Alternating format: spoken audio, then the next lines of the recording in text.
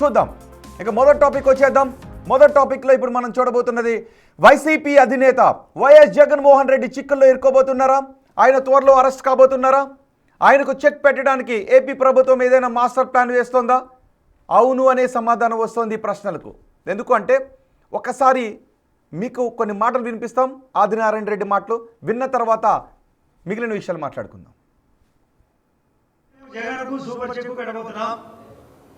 Chess game ఉంది. Check అంటే రాజుకు చివరాట. మేము అతన్ని వేటాడతాం.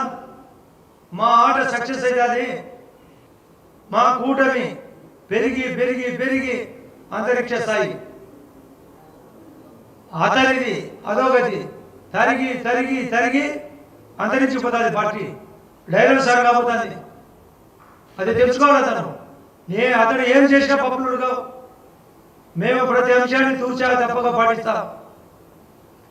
అతన్ని తూ క్ష అనేటట్టుగా చేస్తాం. కేసులో ఇరుక్కోబోతున్నాడు.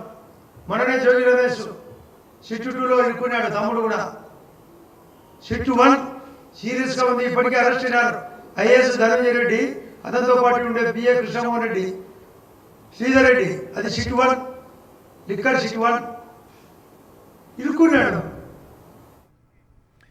విన్నారుగా ఆదినారాయణ రెడ్డి మాటలు. జగన్కు చెక్ పెట్టబోతున్నాం, జగన్ను వేటాడతాం, జగన్ను అధోగతి పాలు చేస్తాం, జగన్ బతుకును ఘోరంగా మారుస్తాం. ఇవి ఎమ్మెల్యే ఆదినారాయణ రెడ్డి చేసిన వ్యాఖ్యలు. ఆయన వ్యాఖ్యలను ఇప్పుడు ఎలా అర్థం చేసుకోవాలి అనే దానిపై ఆంధ్రప్రదేశ్ రాజకీయాల్లో పెద్ద చర్చ నడుస్తోంది. ఎందుకు అంటే అధికార కూటమికి చెందిన ఎమ్మెల్యే విపక్ష పార్టీ అధినేతను టార్గెట్ చేస్తూ చేసిన ఈ వ్యాఖ్యలు చూస్తుంటే అంత సాధారణంగా అనిపించడం లేదు, కనిపించడం లేదు. కూటమి నేతలు టంగ్ స్లిప్ అవ్వడం అంటూ ఉండదు. ఏది జరిగినా అదో పద్ధతి ప్రకారం జరుగుతుందనేది చరిత్ర చెబుతున్న సత్యం. సో ఆదినారాయణ రెడ్డి చేసిన వ్యాఖ్యలను వైసీపీ నేతలు లైట్ తీసుకునే సిచ్యువేషన్ లేదు. మరి జగన్ను అరెస్ట్ చేయడానికి రంగం సిద్ధం చేస్తున్నారా? అందుకే ఆదినారాయణ ఇలాంటి వ్యాఖ్యలు చేశారా అనే చర్చ జరుగుతోంది. ప్రస్తుతం ఆంధ్రప్రదేశ్లో నకిలీ లిక్కర్ కేసు దర్యాప్తు శరవేగంగా జరుగుతోంది. అదే సమయంలో లిక్కర్ పాలసీకి సంబంధించిన కేసు కూడా విచారణలో ఉంది. ఇప్పటికే నకిలీ లిక్కర్ కేసులో మాజీ మంత్రి జోగి రమేష్ అరెస్టు జరిగింది. మరి ఈ కేసులో జగన్కి ఏమైనా చిక్కులు ఎదురు కాబోతున్నాయనే చర్చ జరుగుతోంది. అంతేకాదు వైఎస్ వివేకానంద రెడ్డి హత్యను కూడా ఆదినారాయణ రెడ్డి హైలైట్ చేశారు. మరి ఈ కేసులో ఏమైనా ఇరుక్కునే పరిస్థితి ఉందా అనే చర్చ కూడా జరుగుతోంది. అదే సమయంలో వైఎస్ అవినాష్ రెడ్డి అరెస్టు మాత్రం తథ్యమంటున్నారు ఆదినారాయణ రెడ్డి. అంతేకాదు కొత్తగా భారతీయ రాజ్యాంగం అనే పదాన్ని కూడా హైలైట్ చేశారు ఆయన. ఇప్పటి వరకు రాజారెడ్డి రాజ్యాంగం అని పలికేవారు టీడీపీ నేతలు. ఇప్పుడు మాత్రం భారతి అనే పేరును హైలైట్ చేస్తున్నారు. ఆమె 400 కోట్ల రూపాయల విలువైన బంగారం కొన్నారు అని ఆరోపిస్తున్నారు కూటమి నేతలు. ఏదేమైనా ఆదినారాయణ రెడ్డి జగన్పై చేసిన వ్యాఖ్యలు మాత్రం ఇప్పుడు ఓ సెన్సేషన్. మరి రాబోయే రోజుల్లో ఎటువంటి పరిణామాలు జరగబోతున్నాయి, వాటి వల్ల జగన్ ఎటువంటి పరిస్థితులను ఫేస్ చేయబోతున్నారు అనేది ఆంధ్రప్రదేశ్ రాజకీయాల్లో చర్చనీయాంశంగా మారిన అంశం.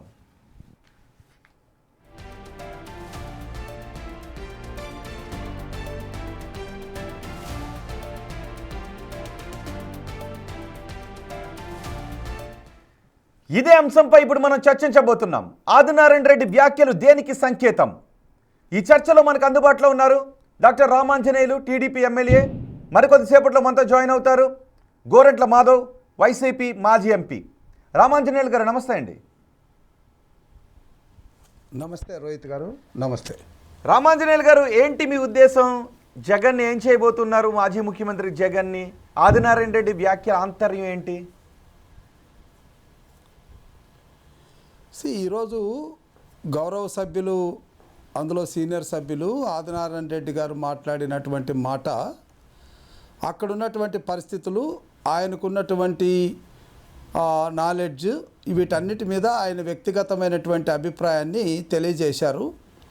ఆయన కూటమి ప్రభుత్వంలో ఒక భాగస్వామి కాబట్టి కూటమి ప్రభుత్వం తరపున కూడా తాను మాట్లాడినట్టుగా మాట్లాడారు. అయితే ఇక్కడ కూటమి ప్రభుత్వంలో తెలుగుదేశం పార్టీ తరపున ఎమ్మెల్యేగా కూటమి ప్రభుత్వం ఉద్దేశం ఒకటే. మాకు వ్యక్తిగతమైనటువంటి స్వార్థం కానీ, వ్యక్తిగతమైనటువంటి కక్షలు కానీ, రాజకీయ కక్షలు కానీ మా కూటమి ప్రభుత్వ అధినేత చంద్రబాబు నాయుడు గారికి, కూటమి ప్రభుత్వానికి లేదు. ఇది స్పష్టమవుతుంది. 15 నెలలుగా మా పరిపాలన చూసినటువంటి వాళ్ళకు కానీ, లేదా 2014-19 మధ్య చంద్రబాబు నాయుడు గారి పాలనలో కానీ ఎక్కడ కూడా రాజకీయ కక్షలకు అవకాశం లేదు. ఆనాడు కూడా జగన్మోహన్ రెడ్డి ఆదినారాయణ రెడ్డి చేసిన వ్యాఖ్యలు ఆదినారాయణ రెడ్డి చేసిన వ్యాఖ్యలు వ్యక్తిగత వ్యాఖ్యల ఆదినారాయణ రెడ్డి చేసిన వ్యాఖ్యలు రాజకీయ కక్షతో చేసిన వ్యాఖ్యలుగా మీకు అనిపిస్తూ ఉన్నాయా, లేదు సమంజసంగా మాట్లాడారని మీకు అనిపిస్తుందా? ఇప్పుడు అది పూర్తి సమాచారం రావాలి. ఎందుకంటే వారిద్దరి మధ్య కొన్ని ఘర్షణమైనటువంటి వార్తలు గతంలో మనం విన్నాము.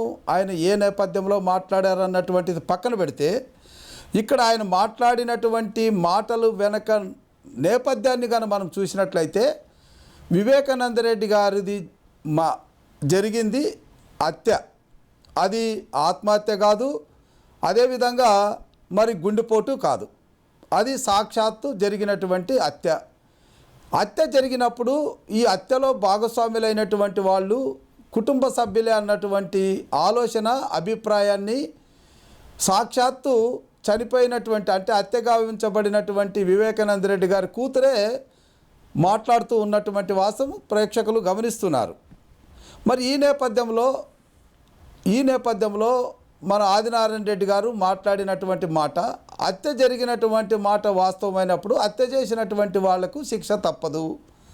సో మన రాజ్యాంగంలో మనకు ఐపీసీ కానీ సిఆర్పిసి కానీ హత్య చేసినటువంటి వాళ్ళే కాకుండా హత్యను ప్రోత్సహించినటువంటి వాళ్ళు కూడా శిక్షార్హులు అన్నటువంటిది ఉంది. కాబట్టి ఆయన మాట్లాడినటువంటి నేపథ్యం మరి ఆయన ఇంకా పూర్తి వివరాలు ఇవ్వాల్సినటువంటిది ఉంటుంది. బట్ ఏదేమైనా కూటమి ప్రభుత్వం యొక్క ఉద్దేశం ఒక్కటే, ఎవరు తప్పు చేసినా రాజకీయ ముసుగులో దౌర్జన్యాలు, దోపిడీలు, మారణకాండాలు ఎవరు సాగించినా వారు చట్టం దృష్టిలో నిలబడాలి, చట్టం ముందు నిలబడాలి, తమ నిర్దోషత్వాన్ని నిరూపించుకోవాలి, లేదా శిక్షల్ని అనుభవించాలి.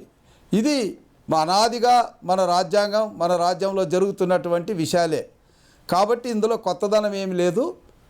ఇకపోతే మరి మీరు చెప్పినట్టుగా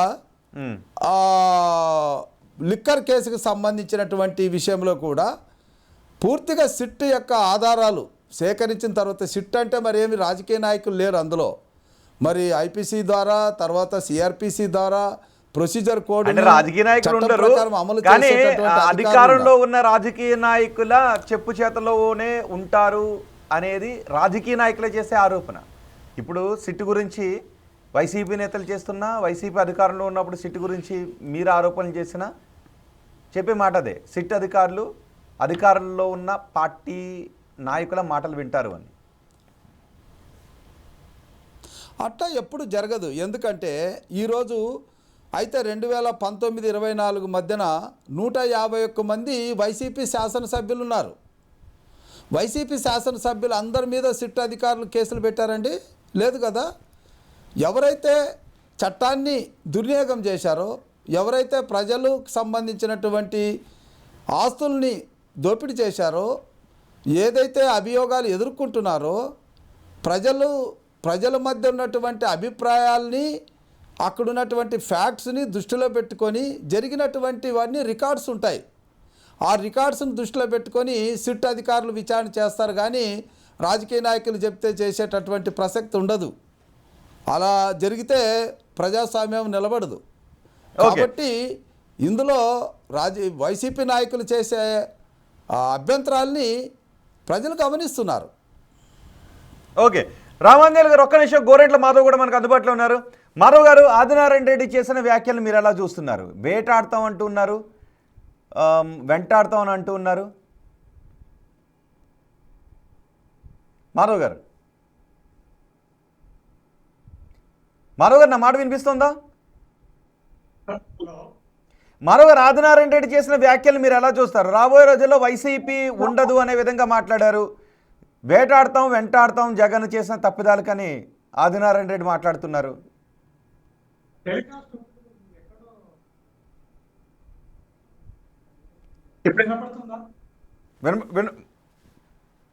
మాధవ్ గారు, నా మాట వినిపిస్తుందా? మాధవ్ గారు, మీరు టీవీ వైపు చూస్తూ మాట్లాడకండి, జస్ట్ మీ ఇయర్ ఫోన్స్లో నా మాట వినబడుతుందా? ఓకే, ఒకసారి మాధవ్ గారితో కొంచెం టెక్నికల్ ఇష్యూ ఉంది, ఒకసారి పీసెట్ టీమ్ సెటరేట్ చేస్తుంది. మాధవ్ గారు, నేను మళ్ళీ మీ దగ్గరికి వస్తాను. ఓకే, రామాంజనేయులు గారు, ఇప్పటి వరకు కూటమి నేతలు కొన్ని ముందు మాట్లాడుతూ ఉంటారు, కొన్ని లీక్లు ఇస్తుంటుంటారు ఏం జరగబోతోంది అనేది. ఆ తర్వాత కాలంలో అవే జరుగుతూ ఉంటుంటాయి అనే ఒక చర్చ కూడా జరుగుతుంది. ఇప్పుడు ఆదినారాయణ రెడ్డి కూడా అవే మాటలు మాట్లాడారు. ఆల్రెడీ వైసీపీ హయాంలో లిక్కర్ పాలసీ గురించి ఒక కేసు నడుస్తోంది. అక్కడ కూడా ముడుపులు బిగ్ బాస్కి అంటూ ఆ బిగ్ బాస్ అనే పేరుని మీరు సస్పెన్స్లో పెట్టించారు పెద్ద ఆయన దగ్గరకు అనేది. సో ఇప్పుడు నకిలీ మద్యం కేసు ఒకటి నడుస్తుంది. మీరు ఇంతకుముందు మాట్లాడారు గతంలో వైఎస్ఆర్ రాజ్యాంగం అనే రాజారెడ్డి రాజ్యాంగం అని పెట్టి ఇప్పుడు మళ్ళీ భారతీయ పేరుని తీసుకొస్తున్నారు. ఇవన్నీ చూస్తూ ఉంటే ఏదో కూటమి నేతలు వ్యూహాత్మకంగా వెళ్తూ ఉన్నారు. జగన్మోహన్ రెడ్డికి రాబోయే రోజుల్లో ఇబ్బందికర పరిణామాలు సృష్టించే వ్యూహం ఏదో వేశారు అనే చర్చ జరుగుతోంది. ఈ చర్చ అంతా కూడా ఊహాజనితమే రోహిత్ గారు. ఎందుకంటే ప్రజాస్వామ్యంలో పత్రికలు అంటే ప్రింట్ మీడియా కానీ ఎలక్ట్రానిక్ మీడియా కానీ స్వేచ్ఛా స్వతంత్రాలతో కూడుకున్నటువంటి స్వతంత్ర ప్రతిపత్తి కలిగినటువంటి వ్యవస్థలు. ఇది 4వ సింహం అని చెప్పొచ్చు. 3 సింహాలు కాకుండా 4వ సింహం. అంటే ప్రజాస్వామ్యం నిలబడే 4 స్తంభాలు ఇదొక స్తంభం. కాబట్టి వాళ్లకు ఉన్నటువంటి అభిప్రాయాలు, వారికి వచ్చినటువంటి సమాచారము, వాటిలో ఉన్నటువంటి క్రెడెన్షియాలిటీని దృష్టిలో పెట్టుకొని పత్రికలు కూడా వాళ్ళు ప్రకటించేటటువంటి వాటి మీద అవతల వాళ్ళు వారి మీద డిఫర్మేషన్ కేసు వేస్తారని తెలిసి కూడా విషయ పరిజ్ఞానంతోనే వాళ్ళు ప్రసరిస్తారు. పత్రికల్లో కానీ ఎలక్ట్రానిక్ మీడియాలో కానీ వాళ్ళు మాట్లాడేటటువంటి ప్రతి మాట. కాబట్టి ఇక్కడ లీకులు అనే దానికి అవకాశం లేదు. లీకులు కాదు, వాళ్ళకున్న అభిప్రాయాలు, ప్రజల్లో జరుగుతున్నటువంటి చర్చ కావచ్చు, లేదా వాళ్ళకు ఉన్నటువంటి సమాచారం కావచ్చు, లేదా వారి పత్రికల ద్వారా వాళ్ళు ప్రజలకు ఇవ్వాలి, ఏమి ఇవ్వాలి అన్నటువంటి సమాచారాన్ని బట్టి వాళ్ళు మాట్లాడుతుంటారు తప్ప ఇందులో లీకులు ఇవ్వాల్సినటువంటి అగత్యం ప్రభుత్వానికి ఉండదు. ప్రభుత్వం ఎప్పుడు కూడా ప్రజా సంక్షేమము, అభివృద్ధి, రాష్ట్ర అభివృద్ధి వీటి మీద తలమునకలై ఉంటుంది. అందులో చంద్రబాబు నాయుడు గారు కూటమి అధినేతగా ఈ రాష్ట్రం యొక్క అభివృద్ధిని, రాష్ట్రం యొక్క యువతని కాపాడాలి, పెట్టుబడులు తీసుకురావాలని చెప్పి రోజుకి 24 గంటల్లో 18 గంటలు కష్టపడుతూ అధికారులతో సమీక్షలు జరుగుతూ విదేశాలకు పెట్టుబడులు రాబడుతూ ఈ కార్యక్రమంలో తలమునకలై తప్ప ఏదో వాటితో పాటు అప్పుడు చంద్రబాబు నాయుడిని అరెస్ట్ చేశారనే కోపం కూడా ఉంది కదా మీలో. ఇక్కడ కోపం అనేటువంటిది క్యాడర్కి ఉంటుంది. ఎందుకంటే వాళ్ళు నాయకునికి అక్రమంగా అరెస్ట్ జరిగినప్పుడు ఒక రకంగా చెప్పాలంటే ప్రజలకు ఎందుకు కోపం ఉందంటే చంద్రబాబు నాయుడు గారు చేసిన తప్పేంటి, ఈయనేమన్నా అదే దానికి ప్రతీకారం ఇప్పుడు జరగబోతుందా, దానికి ఏదో గ్రౌండ్ ప్రిపేర్ అవుతుందా, అందుకే ఆదినారాయణ రెడ్డి చేసిన వ్యాఖ్యలు అందులో భాగమేనా? మీరు చంద్రబాబు నాయుడు గారు ఇప్పటికి 4వసారి ముఖ్యమంత్రి. ఆయన ముఖ్యమంత్రిగా ఉండంగా 3 సార్లు ముఖ్యమంత్రి, ఇప్పుడు కూడా ముఖ్యమంత్రి గారే. ఆయన ఏ అధికారుల మీద కానీ ఏ రాజకీయ నాయకుల మీద కానీ కక్షాపూర్వకమైనటువంటి చర్యలు ఏమైనా తీసుకున్నారో ఒక్కటి నిరూపించండి. ఒకసారి గోరెంట్ల మాధవ్ కూడా మనకు అందుబాటులోకి వచ్చారు. గోరెంట్ల మాధవ్తో ఒకసారి ఆయన వివరణ కూడా తీసుకుందాం. మాధవ్ గారు, ఆదినారాయణ రెడ్డి వ్యాఖ్యలు మీరు ఎలా చూస్తున్నారు?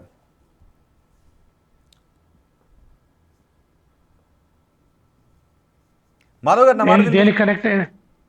నాకు వినపడుతుందండి, మీకు వినపడుతుంది? వినపడుతుందండి, మీ మాట వినపడుతుంది. ఆదినారాయణ రెడ్డి వ్యాఖ్యల్ని మీరు ఎలా చూస్తున్నారు? దేనికి సంకేతం అనుకుంటున్నారు? ఆదినారాయణ రెడ్డి వ్యాఖ్యల మీద వైఎస్ఆర్ కాంగ్రెస్ పార్టీ రెస్పాండ్ అవ్వనవసరం లేదనేది నా అభిప్రాయం. ఎందుకంటే జగన్మోహన్ రెడ్డి గారు ఒక ఏనుగ లాంటి వ్యక్తి, ఇతను ఒక ఎలక. ఆదినారాయణ రెడ్డి అనే ఎలక మాట్లాడిన మాటలకు జగన్మోహన్ రెడ్డి గారు కానీ, ఆయన పార్టీ కానీ, ఆయన తరఫున ఎవరైనా అధికార ప్రతినిధులు కానీ, ఎమ్మెల్యేలు కానీ ఎవరు రెస్పాండ్ కానక్కర్లేదు. ఆయన ఆంజనేయం దగ్గర కుప్పిగంతులు వేసినట్లుంది ఆదినారాయణ రెడ్డి మాటలు. దాని మీద ఎవరు రెస్పాండ్ కానక్కర్లేదు, అతని విఘ్నతకే వదిలేయాలి అనేది నా అభిప్రాయం అండి. అంటే ప్రభుత్వ ఉద్దేశాన్ని ఆయన మాటల్లో చెప్పారు అనిపిస్తోందా, లేదంటే ఆయన వ్యక్తిగతంగా నీ మాటలు మాట్లాడారని అనిపిస్తోందా? వ్యక్తిగతంగా కూడా నేను ఆ జిల్లాలో ఎస్ఐగా పనిచేసినాను. అతని నియోజకవర్గంలోనే, అతనున్న నియోజకవర్గంలోనే సబ్ ఇన్స్పెక్టర్గా పనిచేసినాను. ఆయనకు టికెట్ ఇచ్చేటప్పటికి నేను అక్కడ సబ్ ఇన్స్పెక్టర్ని. వైఎస్ రాజశేఖర రెడ్డి గారు పెట్టిన భిక్ష ఆదినారాయణ రెడ్డికి. ఆదినారాయణ రెడ్డి ఇప్పుడు తోలుతో పడి తిని నక్క కూడా పెద్ద పులి అనుకుంటే ఎట్లాంటి జగన్మోహన్ రెడ్డి ఎక్కడ, ఆదినారాయణ రెడ్డి ఎక్కడ? ఆదినారాయణ రెడ్డి మాటల మీద మనం రెస్పాండ్ కానక్కర్లేదు. అతనితో ఏమి కాదు. జగన్మోహన్ రెడ్డి గారిని ఆయన ఎంటికను కూడా పెరుక్కోలేడు ఆదినారాయణ రెడ్డి గారు. ఆయన మాటలు ఎవరు దాని మీద రెస్పాండ్ కానక్కర్లేదు. ఆ జగన్మోహన్ రెడ్డి గారిని టచ్ చేయాలంటే శత్రు దుర్భేద్యం. ఆయనను టచ్ చేయడం అనేది ఆదినారాయణ రెడ్డి తాత ముత్తాతల తరం కూడా కాదు. దాని మీద మనం రెస్పాండ్ కానక్కర్లేదు అనేది నా అభిప్రాయం. అతని వ్యక్తిగతమైన లేదా కూటమి ప్రభుత్వము లేదా పార్టీ పెద్దలు ఎవరైనా చెప్పిన మాటలు లేదా వాళ్ళ మూకమడి నిర్ణయం అయినా కూడా దాని మీద రెస్పాండ్ కానక్కర్లేదు అనేది నా అభిప్రాయం. కానీ ఆదినారాయణ రెడ్డి మాటలు విన్న తర్వాత ఒక చర్చ జరుగుతోంది, రాబోయే రోజుల్లో అదే జరగబోతోందేమో. వైసీపీ అధినేత చర్చ జరుగుతుంది. ఏంది చర్చ జరిగేది? జగన్మోహన్ రెడ్డి గారిని టచ్ కూడా చేయలేరు. అది కాని పని. ఊరికే ఏదో గాలి మాటలు 4 మాటలు మాట్లాడి దాన్ని ఒక చర్చకి తీసుకురావాలనేది ఆదినారాయణ రెడ్డి గారి అభిమతం లాగా కనపడుతూ ఉంది. జగన్మోహన్ రెడ్డి గారు ఆయనను టచ్ చేయాలంటే శత్రు దుర్భేద్యము, ఆయన దరిదాపులు లేక కూడా పోయే శక్తి సామర్థ్యాలు ఇతనికి లేవు. కేవలం ఆ కుటుంబం యొక్క దయాదాక్షిణ్యాల మీద బ్రతికిన కుటుంబం ఆదినారాయణ రెడ్డి గారిది. అసలు ఇతనికి టికెట్ రావడం అనేదే వైఎస్ రాజశేఖర రెడ్డి గారు పెట్టిన భిక్ష. దాన్ని మరిచి ఆయన ఏదో మాట్లాడుతున్నాడు. ఆ మాటలు అర్థరహితం అనేది నా అభిప్రాయం. రైట్, రామాంజల్ గారు. యా రోహిత్ గారు, ఎవరి అభిప్రాయాలు వాళ్ళవి, పార్టీ సిద్ధాంతాలు వారివి. సో వారు ఈ విషయంలో ఏమీ మాట్లాడకూడదని నిర్ణయించుకున్నప్పుడు ఎవరు మాట్లాడాల్సినటువంటి అవసరం లేదు. కాబట్టి ఇక్కడ ఒకటే, మనకు చట్టం అనేటువంటిది సుప్రీం. ఎవరికైనా కానీ చట్ట పరిధిలోనే ముఖ్యమంత్రి గారు కానీ లేదా ఈ రాష్ట్ర గవర్నర్ కానీ దేశ ప్రధాని కానీ లేదా రాష్ట్రపతి గారు కానీ ఏదైనా చట్ట పరిధిలోనే పనిచేస్తారు. కాబట్టి చట్టానికి మనం విధేయులై ఉండాలి. చట్ట పరిధిలో మన మీద మోపబడేటటువంటి అభియోగాల్ని ఎదుర్కోవాలి, మన నిర్దోషత్వాన్ని నిరూపించుకోవాలి. అంతే తప్ప ఇక్కడ మనకు గోరెంట్ల మాధవ్ కూడా ఒకటి అంటూ ఉన్నారు, ఆ మాటలు మేము వ్యక్తిగతంగానే తీసుకుంటూ ఉన్నాం, ఆదినారాయణ రెడ్డి మాట్లాడిన మాటలు మేము పట్టించుకోవడం లేదు అని. కానీ జనాల్లో జరుగుతున్నటువంటి చర్చ ఏంటి అంటే, మీరు ఎక్కడికి తీసుకువెళ్ళినా ఆ లీడ్ వైఎస్ జగన్మోహన్ రెడ్డి దగ్గరికి తీసుకెళ్లే ప్రయత్నాలే చేస్తూ ఉన్నారు అని. వైఎస్ వివేకానంద హత్య కేసు కావచ్చు, లిక్కర్ పాలసీ కేసు కావచ్చు, ఇప్పటి వరకు వైసీపీ నేతలు ఎవరైతే అరెస్ట్ చేస్తున్నారో వాళ్ళందరినీ క్రమ పద్ధతుల్లో అక్రమ అరెస్టులు చేస్తున్నారో అనే అభిప్రాయాన్ని వ్యక్తం చేస్తున్నారు. సో ఇప్పుడు ఆదినారాయణ రెడ్డి చేత కూడా అలాంటి మాటలు మాట్లాడిపించారు. రాబోయే రోజుల్లో జరగబోయేది అదే అనే ఒక చర్చ జరుగుతోంది. ఇక్కడ మనం గమనించాల్సింది ఒకటి రోహిత్ గారు, ఇప్పుడు వివేకానంద రెడ్డి గారు ఎవరు? సాక్షాత్తు జగన్మోహన్ రెడ్డి గారికి చిన్నాయన. ఆయన మరి ఆయన కుటుంబంలో ఉన్నటువంటి వ్యక్తే చనిపోయినప్పుడు ఆ కుటుంబ సభ్యుల మధ్య ఇలాంటి చర్చలు జరుగుతాయి. అందులో వివేకానంద రెడ్డి గారి కూతురు మరి ఆమె కుటుంబ సభ్యుల మీద కొన్ని అభిప్రాయాలు వెలుబుచ్చినప్పుడు ప్రజల్లో కూడా ఇలాంటి చర్చ రావడానికి అవకాశం ఉంది. ఓకే, దాని మీద సిబిఐ ఎంక్వైరీ ఉంది, కోర్టులో నడుస్తుంది. నాకు ఒక్కటి చెప్పగలుగుతారా? వైసీపీ అధినేత జగన్మోహన్ రెడ్డికి కూటమి ప్రభుత్వం కారణంగా ఎటువంటి రాజకీయ ఇబ్బందులు రావు భవిష్యత్తులో, మీరు ధీమాగా చెప్పగలుగుతారా రామాంజల్ గారు? తప్పకుండా అండి.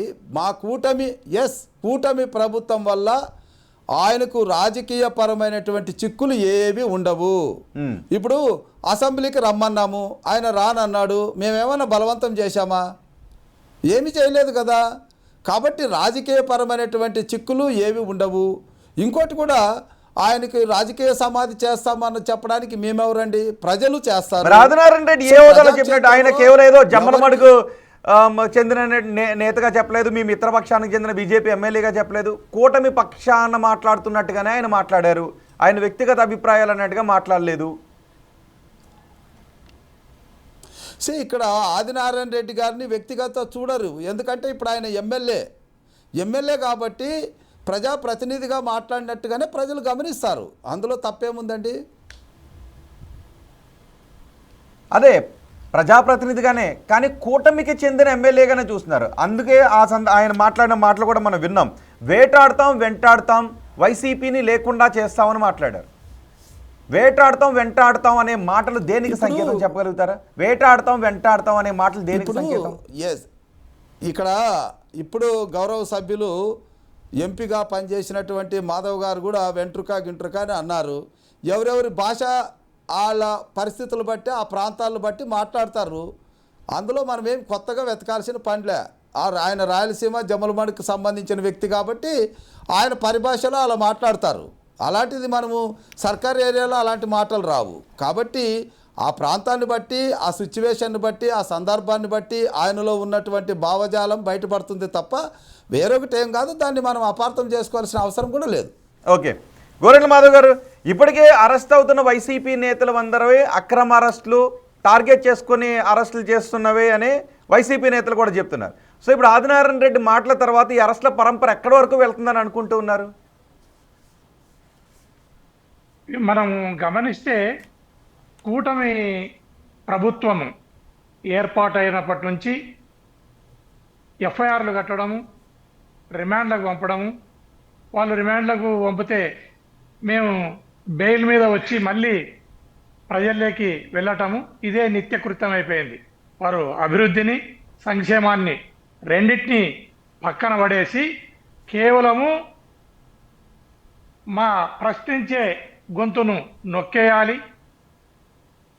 వైఎస్ఆర్ కాంగ్రెస్ పార్టీ ఆలోచన విధానాన్ని ఎప్పటికప్పుడు తొక్కివేయాలి అన్న ఉద్దేశంతో కేసులు కట్టి నిర్బంధించి నిర్వీర్యం చేసి గందరగోళానికి గురి చేసి మా పార్టీని ఇబ్బంది పెట్టాలనే ప్రయత్నం కూటమి చేస్తూ ఉంది మొదటి నుంచి కూడా.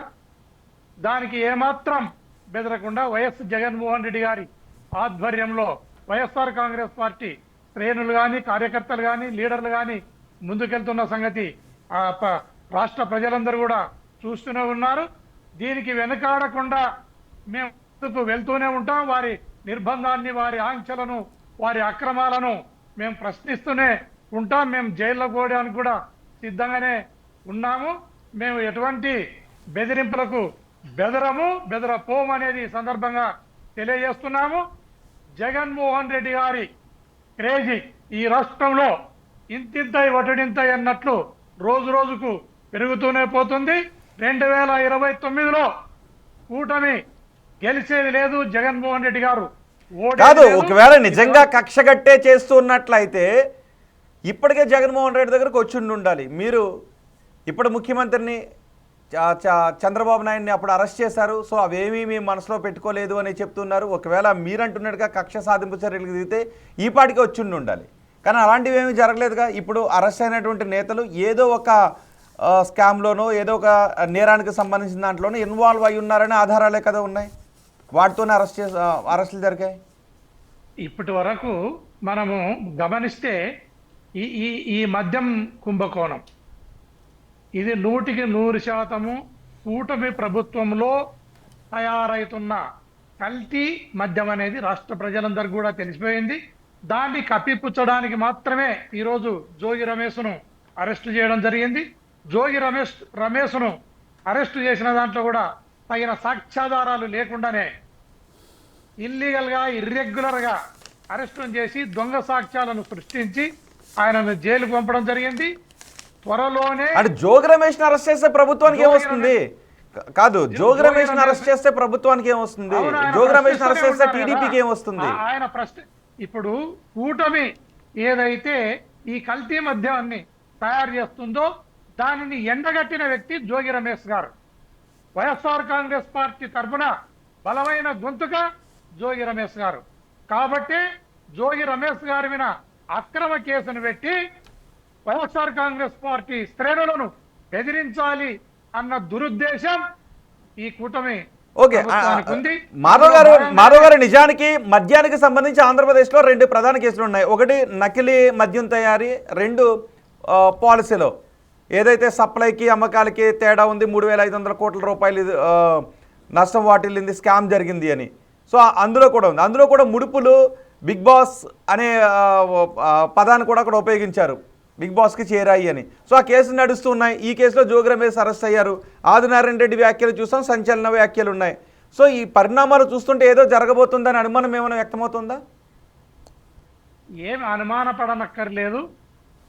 ఇప్పుడు ఈ జోగి రమేష్ను అరెస్టు చేయడం అనేది ఖచ్చితంగా వైఎస్ఆర్ కాంగ్రెస్ పార్టీ శ్రేణుల గొంతును నొక్కాలి, వారి ప్రశ్నించే తత్వాన్ని అణిచివేయాలి అన్నది కూటమి ప్రభుత్వం యొక్క ఉద్దేశంగా మనం భావించవచ్చు.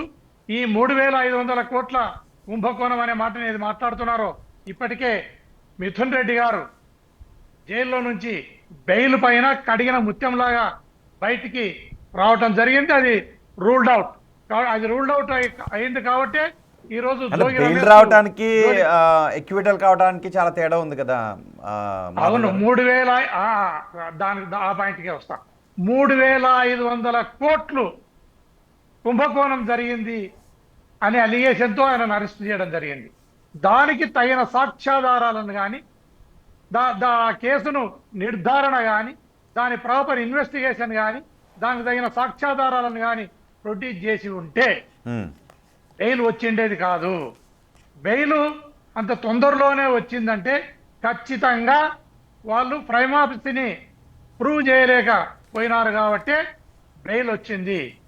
అందుకోసమే నేను కడిగిన ముత్యము లాగా మిథున్ రెడ్డి గారు బయటికి రావటం జరిగింది అనే మాటను చెప్తా ఉన్నాను. సో మీకైతే ఎటువంటి డౌట్ లేదు, కూటమి ప్రభుత్వం వల్ల వైసీపీ అధినేత జగన్మోహన్ రెడ్డికి ఏదైనా అరెస్ట్ లాంటి సిచ్యువేషన్ జరుగుతాయనే భయం అయితే వైసీపీ నేతలకు లేదు, రైట్?